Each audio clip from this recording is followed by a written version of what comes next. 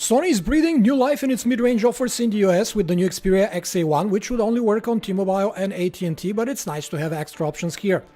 In the era of bezel minimalism, Sony's phones look especially out of the loop, and the XA1 is no exception. The 5-inch screen is framed between huge top and bottom bezels, making the Sony as tall as the 5.2-inch Honor 8, not to mention bezel-busting flagships like the G6 or the S8. The Xperia XA1 is narrow enough to be comfortable for one-handed operation and feels sturdy in the palm. In fact, it is solid as a brick despite the all-plastic construction, and we appreciate the inclusion of a modern USB-C port at the bottom. When it comes to buttons, the plastic volume rocker on the right is a bit smallish and wobbly under the thumb, but it and the signature metal home key of Sony are well placed to comfortably feel and press without looking. There's a dedicated camera key as usual, something we've learned to appreciate in Sony's Android designs. A 5-inch HD screen is nothing to pop champagne about in the pixel density department, but is sufficient at this diagonal, and there are battery gains to be had with this resolution. The picture doesn't lean to the colder side of the spectrum as usual with Sony's mobile screens, but it's rather spot on in terms of color temperature.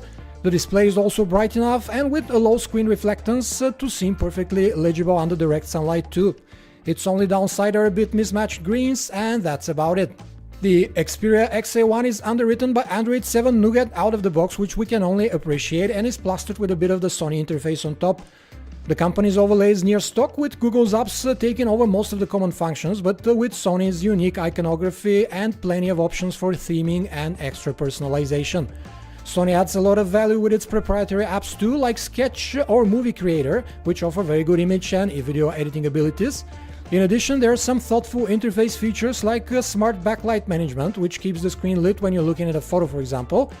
To top it all off, the interface performance is very fluid and runs without interruptions. In fact, it is very close to what completely stock Android phones like the Pixel offer. Given the mid-range category, it is a pleasant surprise to see a 23-megapixel camera adorning the back of the Xperia XA1, as well as a generous 8-megapixel shooter up front. The high-res sensor comes with small pixels, however, that soak in less light. The camera app offers a multitude of shooting modes and color effects with a trendy swipe gesture navigation between them, but most of the time you'll likely be shooting in the default superior auto mode. A typical Sony affair, the 23-megapixel sensor is hit or miss when it comes to color presentation or dynamic range in auto shooting mode. The image colors can be colder than reality and a bit too saturated.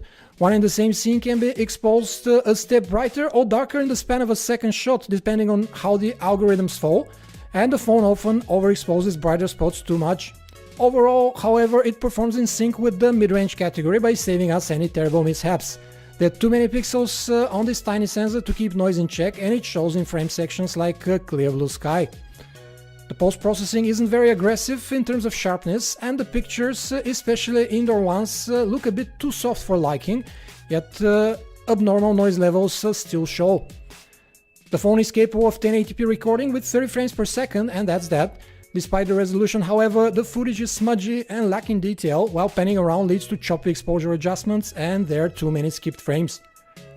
The steady shot software stabilization of Sony does a good job in keeping the frame from shaking too much, but all in all, the recorded video footage is a bit hard to look at.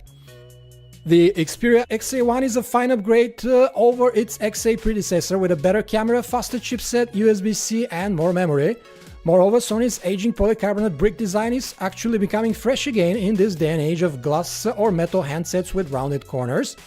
The XA1 bezel-full design puts it at odds with phones like the Honor 8 or Galaxy A5, which offer a slimmer chassis that fits more screen in the same footprint and better specs, but also cost $100 more. Sony's interface is faster moving though and keeps close to stock, adding value via a set of excellent apps for creating, editing and enjoying media. When it comes to camera quality, the XA1 is not the best out there despite the record resolution for its class, but it is on par with the phone's direct competitors. Battery life hits the average for the category mark, yet we're used to Sony's HD display phones going a bit extra in battery endurance. Overall, you can't ask much more from a $300 phone than what the Xperia XA1 already offers, yet Sony will have a steep hill to climb in the US, as for less than that you can get handsets like the Moto G5 Plus here, and for a tad more the Honor 8 or even a discounted Galaxy S7 are beckoning. Still, the Sony brand, the blocky but distinctive design and the solid all-around performance are points in the XA1's favor at this price point.